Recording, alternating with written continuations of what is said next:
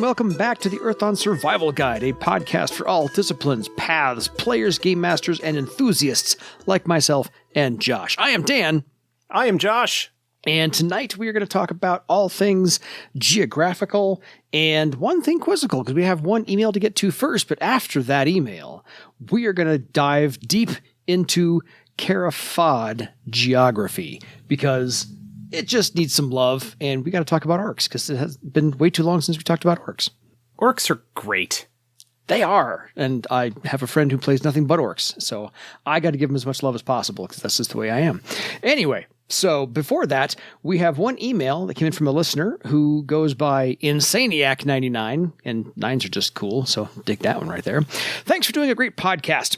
Half of that's Josh, half of that's me. In your episode from Minbruges and Thistonius, you talked about not being sure how a quester of Garland might go too far, except via Munchausen syndrome by proxy. Well, I have a couple of other ideas on how a quester might go too far.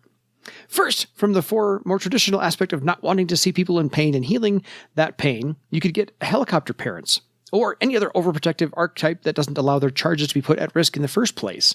Even being a simple, consistent, nagging worrywart, such as the type of person who might say, "Don't forget your dwarven winter night cloaks," to which the reply, of course, is, "But Quester, it's 90 degrees out, there isn't a cloud in the sky," might be an example. The second way is similar, but involves the protector of hearth and home angle rather than the healer. A protector can easily be overzealous, whether being overaggressive against even the least hostile threats, or even keeping minor threats away. An overzealous protector might, for example, keep Gandalf away from visiting Bilbo in the first place because Gandalf puts Bilbo in quite a bit of harm. One might even see where a twisted view results in keeping Danae, Perseus' mother, in the brass tower or bronze chamber depending on version. So she might not give birth to the son who is prophesied to kill King Acrisius. Thanks again for the great podcast. I hope this sparks some fun conversation. It's all good. Thoughts, Great Josh? ideas. Yeah. Yeah. I had, just in reading that, I came across, I was reminded of the movie Everything, Everything, where if you've never seen it, it's a love story, but the mother of the girl who can't leave the house because she's got this rare disease doesn't actually have this rare disease. Spoiling a movie for you. Oh. Yes. It's just called Everything. Everything. It's just once. That's why I was confused, because you said it twice. Well, no, I think it's called Everything, Everything. That's just, I thought it was. Everything, Everything? Anyway, that's the name of the book that it's based upon. So that's another way you could do it, where she lost her husband due to a car accident, doesn't want her daughter to leave the house, so makes up this whole made-up syndrome that she actually has. It's low immune system, therefore can't leave the house, and so forth and so on. That's not what it's called. That's not what it's called? It's not the name of the movie. It's not what the name of the movie is. Then what is it? I swear it was Everything, Everything. I have it on DVD downstairs. Oh, okay. No, you're right. Okay. You're right. You're right. There is a movie not called often right, it is called dang Everything. it. No. I am thinking of a completely different movie that has a very similar premise that was out more recently. Fair. That I cannot remember the name of now off the top of my head. Gotcha. No, Everything, You are right. I just looked it up on IMDb. Nope, fair. It was in the last 3 or 4 years. So Yeah. It came out in 2017. Yeah, I was right. I'm rarely right. There is one that came out more recently that I cannot remember the name of right now, but it involved, I don't know. We will sign off after this is all done, and Josh will remember it with the mics turned off. It came out like a couple of months ago, I think. And I'm trying to remember the actress that was in it, because she's awesome, who plays the mother in it. Mm-hmm. And I'm just sitting here scrolling through IMDb, and I'm not gonna... I don't know. Fair enough. But yeah, so apologies. You are correct about Everything. That is not the movie that I was thinking of. I will take my win, though. I will take my win. I get so few wins against Josh. I'll take my win. Wait. I think I know. Hold on. If you want to vamp while I'm looking this up. Well, it's an audio podcast. I'll sit over here and do my happy dance. Nobody can see me. I wonder... I think it's her. Who's the actress? Sarah Paulson. Oh, I love Sarah Paulson. Yes, it is. Okay, the name of the movie that I was thinking of... here we go. Which came out in 2020 is called Run. Huh. Okay. Which is a very similar premise. It's about a mother who is keeping the daughter safe. And it's more of a thriller, whereas I think Everything is more of a It's a love story. Yeah, it's more of a love, like everything is probably along the lines of The Fault in Our Stars. You are correct. Like it's in that genre, which is It's a young adult fantastic. novel. Like that's a great genre. Yeah. But Run is more of a thriller where the mother was keeping the daughter sequestered because of an illness or some sort, and there were darker things going on. What? No. So that's what I was thinking of. I knew I would figure. I'm like, I know the actress. Wait, was she in that? And I went and I'm like, yes, that's who it was. Sarah Paulson, who is always wonderful. Always wonderful. From her stint on Studio 60 to her stint on American Horror Story. That's what I looked up. I'm like, I'm pretty sure it was the actress from. She plays Nurse Ratched in that Ratched miniseries that's inspired by One Flew Over the Cuckoo's Nest. One Flew Over the Cuckoo's Nest. Yes. She's been in like American Horror Story. She's one of my wife's favorite actresses. Yeah, she's fantastic. Always. And she deserves every award she's ever gotten and will get. So we digress. However, we had time to fill. So we are going to talk about now. Thank you, by the way, Insomniac 99, if I got your name right. Anyway, keep the questions coming. We love them. So if you have your own question, feel free to contact us at edsgpodcast@gmail.com. We put that everywhere, just about in every single episode. It's on the Earthon Guild. You can find us on Twitter. If you don't know where to find us, you're not looking hard enough. Anyway, so we are going to talk about the geography of maybe taking your campaign and or your player characters into Cara Fahd. And the first thing I want to tell you about the map of Cara Fahd is that really you could just use this map for a whole campaign world and never need anything else, because this has literally everything. It has rivers, has the corner of an ocean, it has volcanoes, it has part of Death Sea, it has the Twilight Peaks, it has plains, it has jungles, it has grassland, it has, what doesn't this map have? It's a little tiny microcosm of Barsave itself. Yeah. I was just impressed with, wow, this is really, you don't really need a secondary map. You can take your party here and leave them here until they hit 15th circle and retire and never need to go anywhere else, because what can't you do in Cara Fahd as far as the terrain is concerned? Okay, as far as the terrain is concerned, now I was going to say you can't overthrow the Theran Empire in Cara Fahd. Exactly. However, so you can't shatter the Malachite seat into 1,000 pieces. No. In Cara Fahd. No, but this has the capital city. You can't restore Oakheart in Cara Fahd. No. Anymore? There are a bunch of things that you actually can't do in Cara Fahd. Exactly. But Cara Fahd is awesome. Cara Fahd is because it's full of orcs. Fantastic. And as has been previously mentioned, orcs are great. Yes. It is 75% populated by orcs. And it even has little spots for windlings that are written about in this massive book, but are not necessarily for Obsidian. So the ends of the spectrum are there. But it does have a capital city. It does have the Delaris Mountains to the northwest that are steep and silent. It has Rockhorn troll moots on there as well. So you've got neighbors for trolls and troll moots. You've got mountains to the north and the east and a volcano to the east as well. You've got rivers all around, patches of forest, jungles in the center and the southeast, plains between Vivane and the Greenheart River, and Savannah due to your west. Seriously. Yeah. Everything is there. You don't need another map. You could take this map and put it in any other game you wanted to. Especially when you include a little bit of the area around Cara Fahd. Yes. Once you include the Delaris Mountains, the Twilight Peaks, which are just off to the east there. Yeah. You've got Vivane and Sky Point, depending on what area you're setting it in, maybe the ruins of Vivane and Sky Point. Presence of the Theran Empire to a greater or lesser extent, because even though their military base at Sky Point is gone in the 4th edition sort of official timeline, they are still in Rugaria. They aren't that far from what's going on. And then while you certainly have plenty of ruins and stuff in the southern jungles, you've also got Ustrecht just on the other side of the pass there between the Delaris and Twilight Peaks. Yeah. Which is the ruined kingdom of the troll culture from Ustrecht was there as a ruined nation. You've got Landis to the south, and the tension along the border between Cara Fahd and Landis, the traditional rivalry between the orc nation and the human nation. Yeah. There is a lot of potential. There is a lot of fantastic, amazing story potential in Cara Fahd. There is. And there is a whole bunch of different terrain types that you can have there. You're right. Again, you've got Death's Sea nearby. Mm-hmm. Cara Fahd kind of edges up against the Twilight Peaks in Death's Sea. You go far enough south, you get outside of the lava area and you get down to the water section that some maps show of the area known as Death's Sea. Yeah. There's a lot of stuff going on. Totally. It's really cool. It is. And I'm going to have Josh wax rhapsodic on this one as well because he's infinitely more knowledgeable and has a much better memory than I do. There is just not a lot written about Landis. No. There's almost nothing written in this book at all. There's nothing written, I think, in the player's guide or the Game Master's guide. You had to go back to the Sky Point and Vivane boxed set to find like a page. And that's it. There's a page.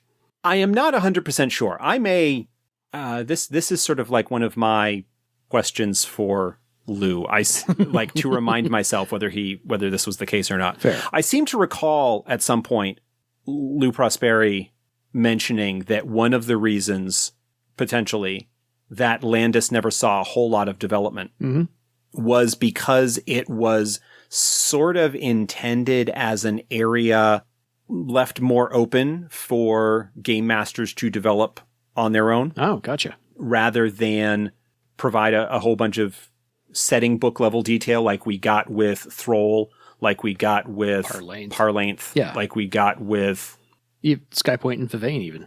Vivane and Sky Point. Like we eventually got with Cara Fahd and Carads. Well, and the Crystal Raiders. Talking about sort of the first edition era of things. I got ahead of you.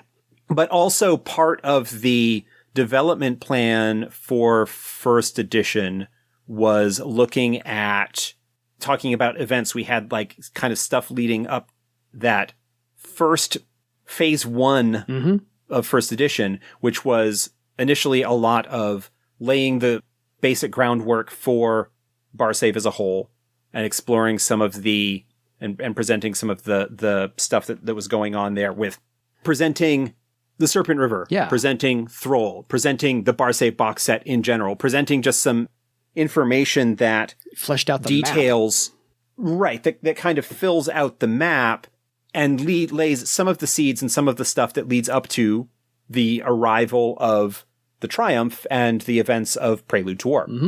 And then post Prelude to War, the idea being, okay, that's our first event, sort of the culmination of phase 1 to talk in development terms here. Totally. Then we get phase 2, which ultimately would have closed out with Barsave at War, the product that was sort of in outline phase at the time that first edition Earth Dawn was shut down. Yeah. And the books that were produced between Prelude to War and Barsave at War were ones that, yes, did continue to fill out the map in a sense, but also were important in the story that was being developed. And there's a little bit of back and forth kind of between that, which was, okay, what are areas that we haven't explored yet from a source book standpoint? How can we make them important to the ongoing story of what's happening with Barsave and the lead up to this next big event? Yeah. And obviously, because of the plans, if anybody's seen the outline for Barsave at War, the original outline that was out there upon which the Living Room Games version was based and upon which the 4th edition timeline updates were also based to a certain extent. But we have Cara Fahd, who is very important in the military assault on Sky Point. Yes. We've got the trolls and the airship kind of stuff that goes along with them, the Twilight Peaks. Also important because the assistance of the trolls is important on the assault on Triumph. And also on Sky Point, we've got the Dragons source book, which does more to explore the continued lurking threat of the Denerastus and setting up both the Dragons' involvement in the war and looking outward a little bit towards what would have been the third phase, which is Thera having been ousted and the Denerastus and the machinations of the Outcast being more prominent in terms of setting development. But I think it was always a kind of situation where Landis was kind of left as an area that was not really developed both to have an open space on the map for game masters to come up with their own stuff, but also Landis was not something that had been developed as being important in terms of the overarching development of the setting that was in place at the time. That is vague recollections of things that I think Lou might have said in the past. And, fair, more thinking about, well, here are reasons why that's going on. I mean, Landis could be made important if you focus resources and attention on it and make it important. Yeah. There is some information that's provided on Landis, not a lot, in the Cara Fahd book. It kind of more fleshes out the history of Landis's relationship with Cara Fahd. Doesn't devote that much to present day, except for the border conflict. And the little bits that are found in the Barsave box set and passing references in some other places. I have not done the reference dive on Landis that I have on Europa, to sidetrack here briefly. Back when I kind of was starting work on the planning for the Europa source book, which is still in the very early stages, it was basically going through all of the previously published material and finding all of the references to Europa and pulling them out, collating them together and saying, okay, here's what this paints as a picture of Europa currently. A big chunk of that was from the first edition Serpent River book, but there's a whole bunch of other little things elsewhere. I have not done a similar thing for Landis. Yes. I don't know whether the work on Empty Thrones for the Freewater chapter dove too heavily into that. Fair. That's all right. No, I like the fact that Landis is kind of left out because Thrall's ruled by dwarves. The Serpent River's, kind of the territory of the Tiskrang. The Bloodwood is the territory of the elves. And Cara Fahd, therefore, is the territory of the orcs. And then you had the Troll source book for the Crystal Raiders.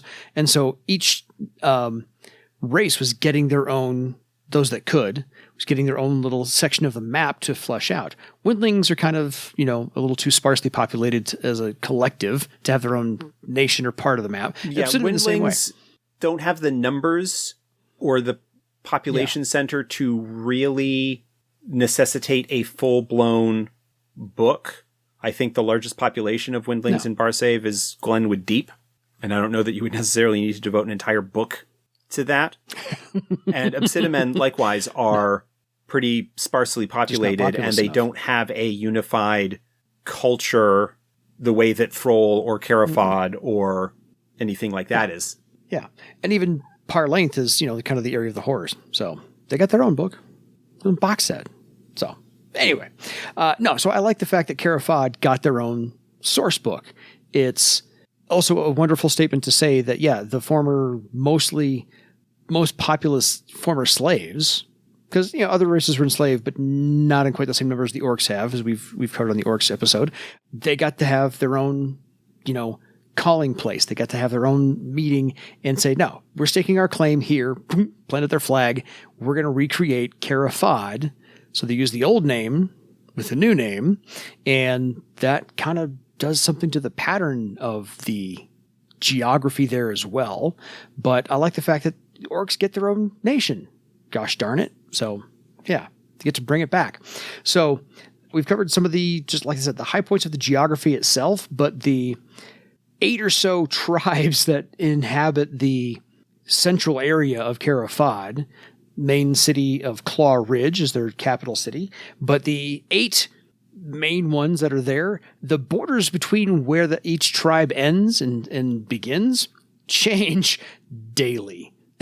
So it's one day you're traipsing through there and go, oh, I'm firmly in this territory. No, you're not. Now you're in that territory the next day. It's going to change no matter what. So I love the fact that it's a large part of that is driven nebulous by the nomadic nature of the orcs that migrated to Cara Fahd in response to Seeds of a Nation, I think is the name of the text that Krathus Gron You are correct. wrote.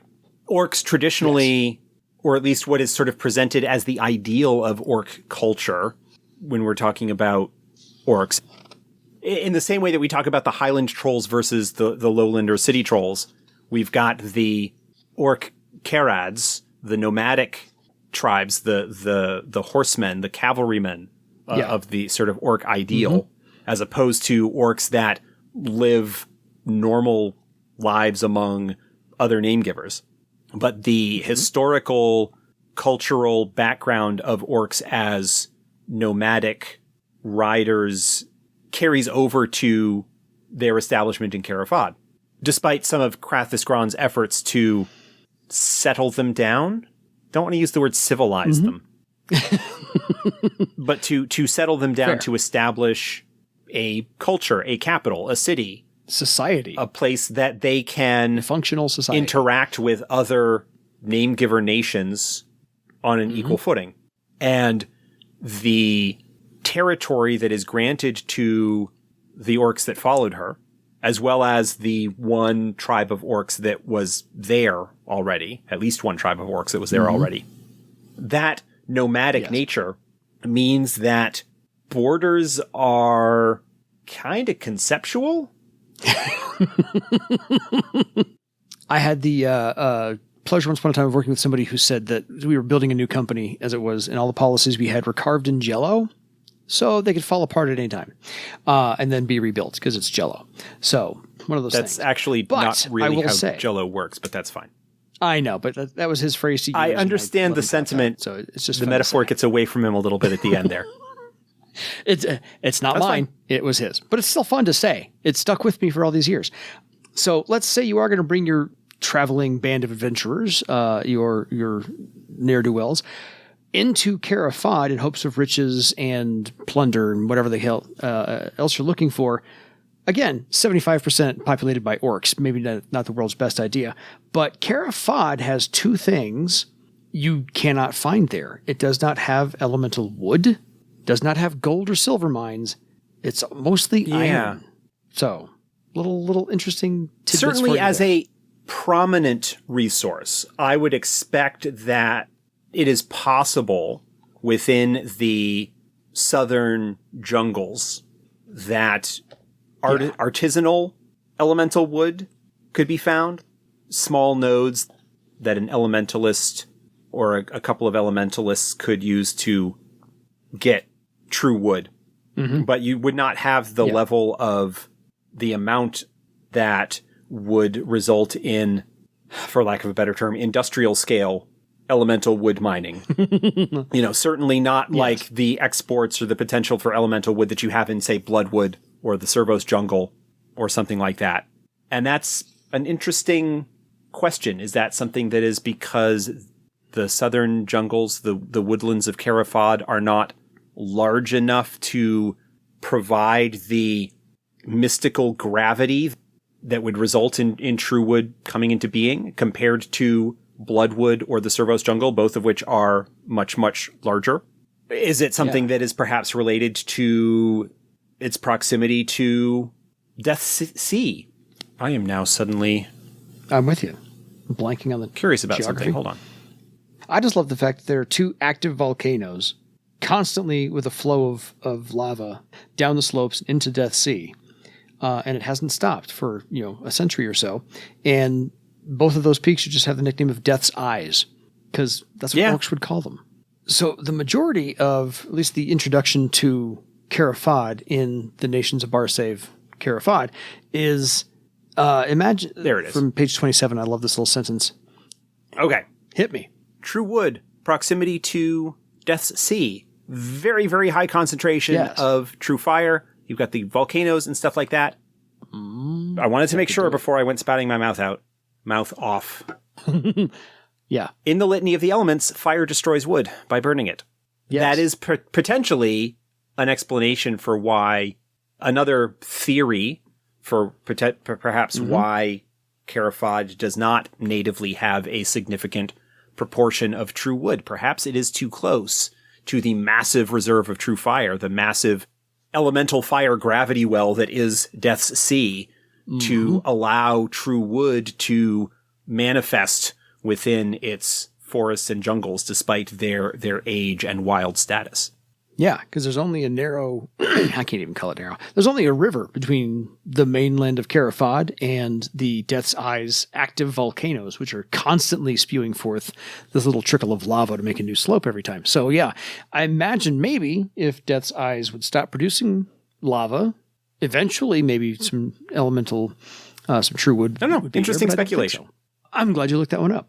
The initial impression I got from Cara Fahd in the text here about how it's kind of organized and running is more of the concept, I believe, of a boom town during a gold rush or a land grab, as in everybody got there and then the dust is still settling. So it sounds like no one quite knows what's going on. As you said, the borders are all kind of nebulous and indeterminate at all times. My favorite sentence was, imagine a place filled with 100,000 immigrants with no government to speak of, with a desperate need for anything from food to furniture, and no government to leech away the profits. Yeah. So it's just get in there and do what you can. A game based in Cara Fahd could potentially be a game about nation building, which is to say you've got a very, very young nation that is being founded. A return to historically native lands of the orcs. But they have not actually had a nation for centuries. Not only since the Scourge, like but during the years of the Scourge, and Cara Fahd fell a while before the Scourge. So you've got a scattered people who have legends and oral traditions about their homeland, the place where they came from, and are inspired by a culture hero who has been blessed and chosen by the passions, by the gods. Okay, I mean, we're talking like parallels here of classical tales and mythology. You've got a culture hero that has been chosen and inspired by the gods to lead these people to their homeland, their long forgotten, their long forsaken homeland, and to rebuild. But of course, you've got the attempt to build a nation among a culture that has, for a very, very long time, been organized around and sort of dominated by a tribal structure. And there is a potentially interesting thematic discussion that can be had there, some interesting ideas that could be explored in terms of what kind of nation is going to be created. Because for the most part, Barsave as a broader culture, when it comes to large-scale governmental organization, only has so many examples to go by. You've got the legacy of the Theron Empire, which is obviously not one that is going to be particularly well looked upon by the orcs. You've got the Kingdom of Thrall, which, while not a negative influence, is not also going to be universally loved or seen as an aspirational goal for certain members of the diaspora orc culture. And then you've got other cities, basically. You've got Travar, you've got Zarass, you've got Europa, you've got Iobos, you've got the Bloodwood. You've got all of these examples that are all different in their own ways, but also kind of similar in that none of them have recent history as a nomadic diaspora. Yeah. While Iopos, for example, its founding, its ancient history in terms of how it came to be was as a result of nomadic tribes that would meet at a particular location frequently. And so a more permanent settlement ended up appearing and it grew from there. And similar kinds of things. That's kind of how cities came to be to a certain extent from a cultural development standpoint. You've got a nation that is being created that has in Claw Ridge, in Wirchaz, in its capital, something that is kind of being modeled off of the existing templates for large settlements, whether that's Thrall or Bartertown or Travar or anything like that, especially where you have a significant portion of the population of that area that are orcs that are coming in from those places. City orcs, as the term would be. Yes. And then you've got the rest of Cara Fahd kind of divided up between the more traditional nomadic tribes with their interpersonal conflicts and rivalries and ideals and so forth. Motivations. The question becomes, what kind of society is going to be built? Mm-hmm. Yeah, you're in the very early stages of a new nation that is being created. What are the ideals that they are going to hold to? What are the aspects of traditional orc culture that are going to be maintained? What aspects of other settlements and cultures are going to be adopted? What are the pressures of other places that will want to do business with them going to be? Mm-hmm.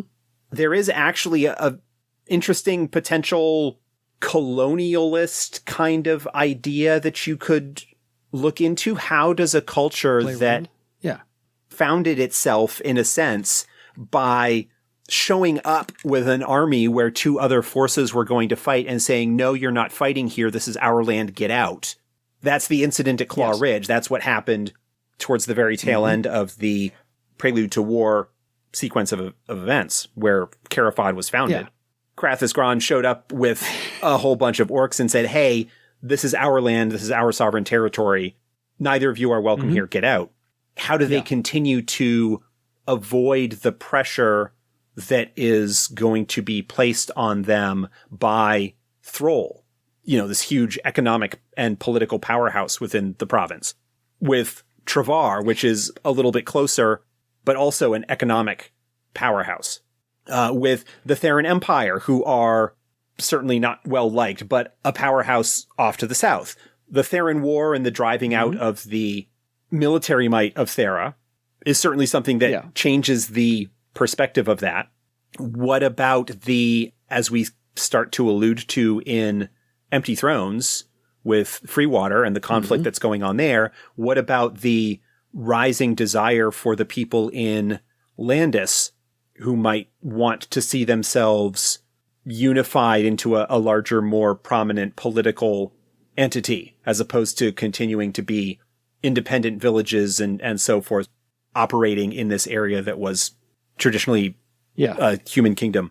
What about the people who were living in Cara Fahd for a while, for generations, but didn't happen to be orcs, and so were removed from their homelands and exiled in a way?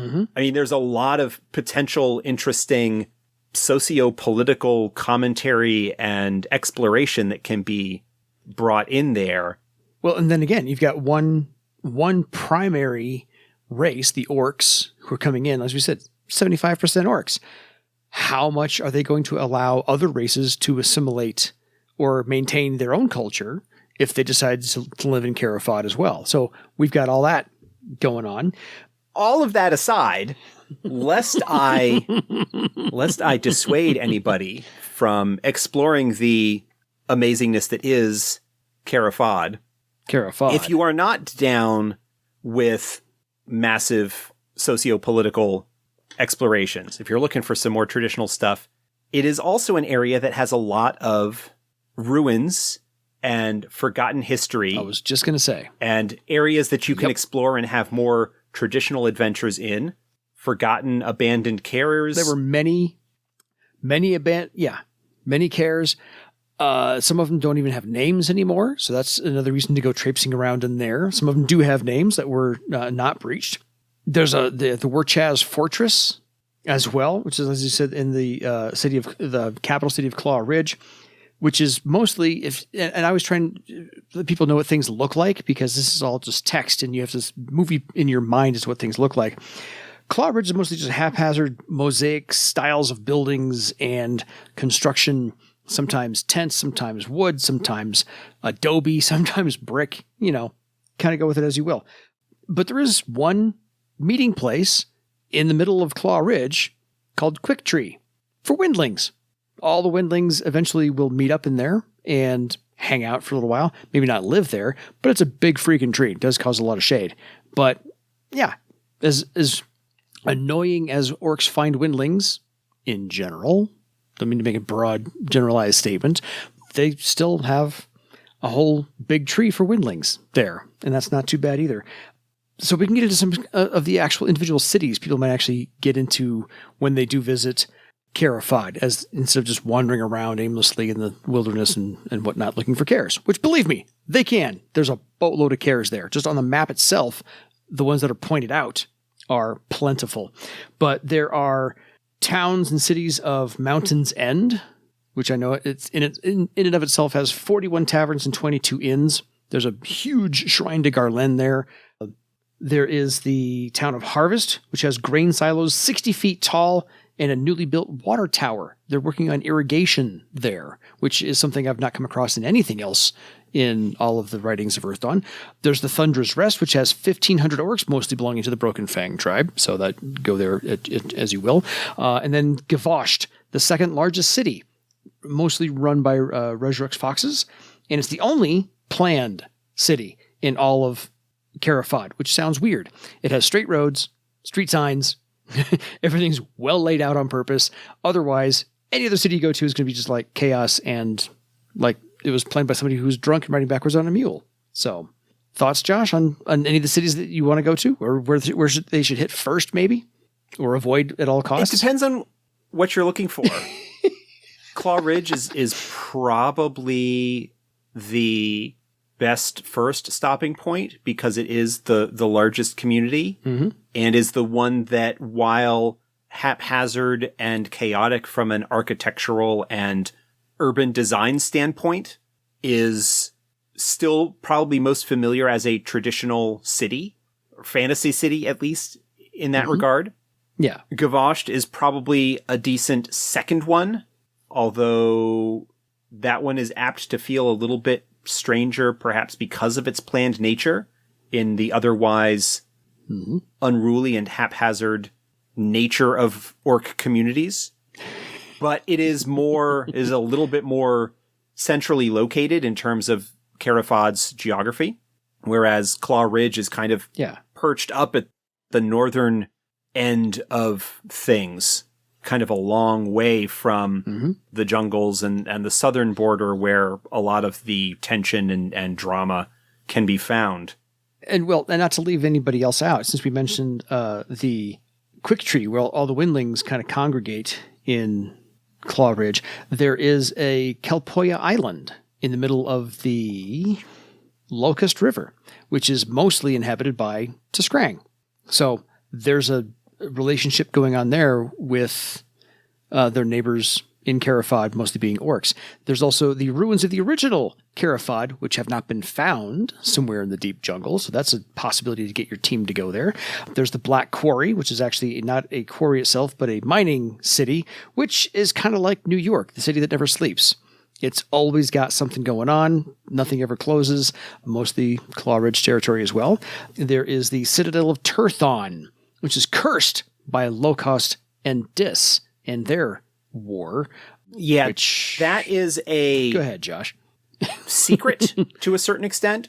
It is a ruin located in the southern jungles. It has been discovered by Zarass Ice Thought, who told her father to go screw and took a bunch of her loyal followers to Cara Fahd because her father, Bronze Eyes, stayed and continued to honor the contract that his cavalry has with Thrall. And so she went to Cara Fahd and is looking to make a name for herself and found these ruins and doesn't really know what the ruins are, but it is the site of a significant battle between the actual passions, Dis and Locost. And so as a result has a lot of really weird residual magical energy going on there, which has resulted in some really weird behavior from Zarass and other folks that are exposed to it for any particular length of time. Yes. Which you can read about in the book. It's I don't want to give spoilers away, but it's a neat little twist to throw at your party just to go, oh, here's some role playing as an ROLE playing. How good are you with your character in these extremes of emotions and thought processes back and forth? So other places to visit are the Bass Town, which is mostly started by humans many a while ago and is now like 3,000 refugees. Depending on what era your game is set in. Basstown is actually now part of Freewater, the town that's described in Empty Thrones.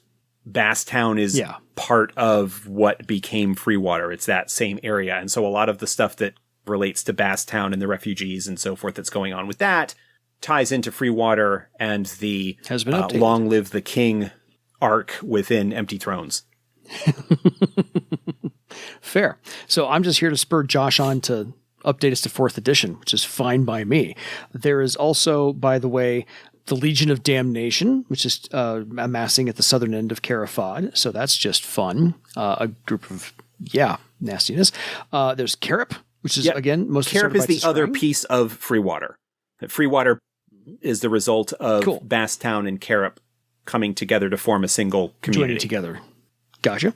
And then there is one little wrinkle in all of Cara Fahd, and it's nice burgeoning newness of a country. There is Grim Eyes Crossing, where the Therans are amassing and beginning to train an army. Yeah, that is... Or is that still... something that was, again, remembering that the original Cara Fahd book was something that was written towards the end of phase 2 of the original development. Mm-hmm. There was still a significant Theran presence in Vivane province, in Vivane and the surrounding areas, and the conflict that was brewing between the Theran garrison there and Cara Fahd is something that would have led into Bar-Savet War and been a significant aspect of things there. In the 4th edition timeline, the official bit of 4th edition where things are set, that is no longer a threat. There are still Theran garrisons that are found in some of the forts a little bit beyond Vivane itself. Yeah. And those play a role in the Long Live the King chapter of Empty Thrones.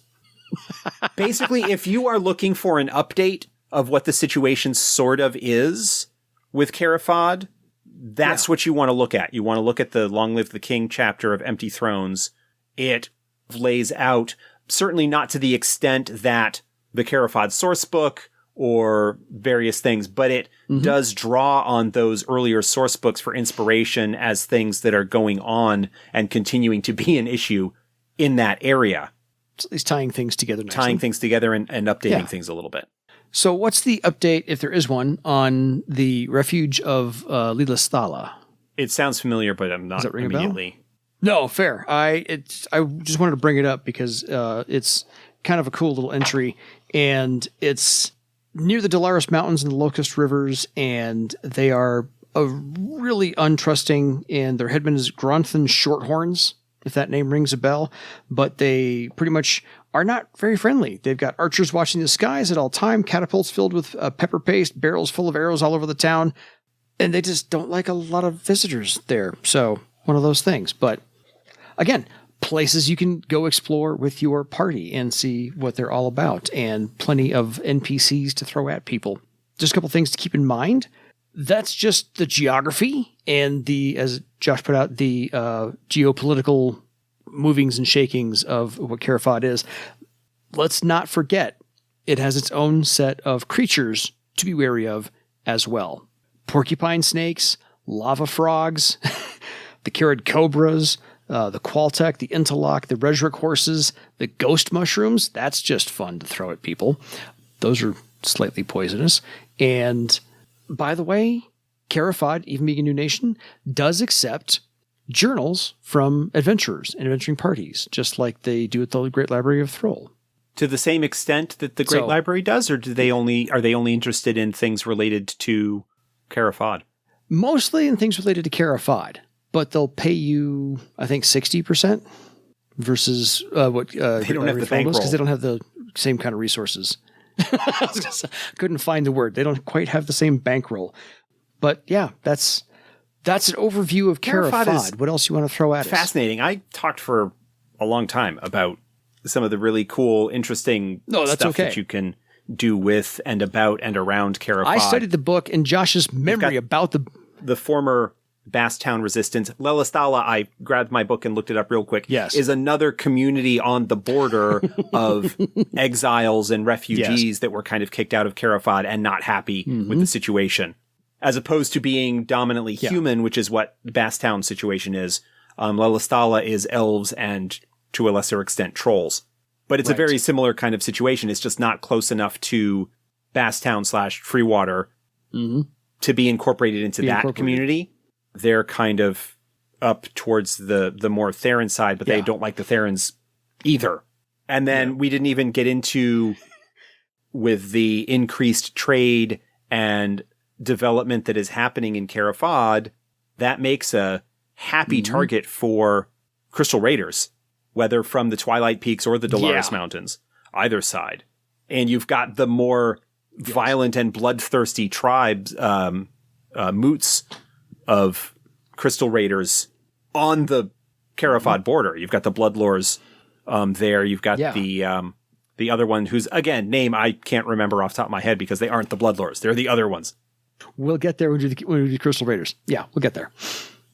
But no, I love the fact that the map is mostly, I mean, as we said, made for orcs, and this is their new nation. But every other race, aside from maybe dwarves, is well represented in their little tiny pockets of what could be conflict or could be, neighborly in and around Cara Fahd. We just mentioned the trolls. We mentioned the T'Skrang, the elves, the humans at Landis. So, yeah, most of those are represented, and even the Black Fangs. The Windlings all meet.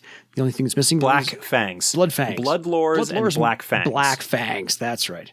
Yeah, the BL and the sibilants in both of those, I can't imagine why you forget them. So it's okay. I'm with you entirely. The source book for Cara Fahd is a wonderful addition to your game. The map itself is a place to explore. There's oodles of things to do, oodles of hazards and conflict to be involved in or avoid. Take your pick. There's plenty of places that are unique enough as far as cities and towns are concerned and communities. And it's great. Yeah, like I said, great. You could take this map and put it in any other game, in any other role-playing game, period, and just knock yourself out. This is its own little box set away from bar save on its own. So well done to the authors. I love the fact that 4th edition's updated it a little bit for the Empty Thrones, and the fact that it's still, in its infancy as far as a nation's concerned. It's only been aged 10 more years through the 4th edition. So this is a fantastic place. If you've not taken your crew there, you need to. My game master many years ago took us down there once. We completely screwed up the entire reason for being there, and were chased out and are not welcome back. So we did not do it right, but we might be able to go back again later on when he wants to pick up the mantle of game master and take us back there. So I hope he does. I think we have learned a lot from that one, but there is so much to absorb here. An hour doesn't even do it justice. So aside from it being great, any further thoughts on Cara Fahd? Cool. I said what I wanted to. Well, we're good. If you have any questions for us about anything else 4th edition might have maybe updated for Cara Fahd, or anything we glossed over that was your favorite part about it, and we'd love to hear your tales about maybe taking your party into or running your party through something in Cara Fahd and mixing and mashing it up. One other thing, actually, if you want to, Cara Fahd is really fascinating within Earthdawn lore, because it is the founding of Cara Fahd, the restoral of Cara Fahd is actually a significant plot arc within the Prelude to War epic. And so depending on when you are setting your game, timeline-wise, and again, timeline is malleable for your own game, whatever, you can shift things around to happen whenever you want. You can, in addition to the whole nation building theme that I talked about for present day Cara Fahd, you can actually have a group be involved in the storylines that lead up to the restoral of Cara Fahd, because it is a significant storyline.